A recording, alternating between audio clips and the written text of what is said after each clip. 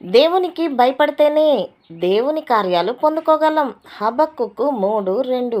యెహోవా నిన్ను గూర్చిన వార్త విని నేను భయపడుచున్నాను. యెహోవా సంవత్సరములు జరుగుచుండగా నీ కార్యము నూతనపరచుము. సంవత్సరములు జరుగుచుండగా దానిని తెలియజేయము.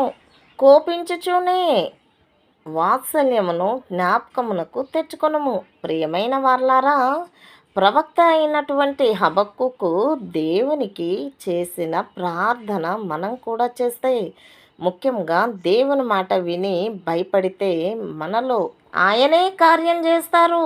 అదేంటంటే సమస్యలనే భయం నుంచి, వ్యాధులనే భయం నుంచి, అప్పులనే భయం నుంచి విడుదల చేసి సంవత్సరమంతా మన బిడ్డలను కుటుంబాలను కాపాడుటకు పోషించుటకు ఆయన సమర్థుడు. పూర్తిగా దేవునికి భయపడి ఏ సమస్యకు వ్యాధికి భయపడకుండా, ఏ నిందకు భయపడకుండా నీవు దేవుని చెప్పినట్టు భయపడవద్దు అని 365 సార్లు బైబిల్లో వ్రాయించిన దేవునికి కృతజ్ఞతలు తెలియపరుస్తూ మన జీవితాలను సమర్పించుకుందాం.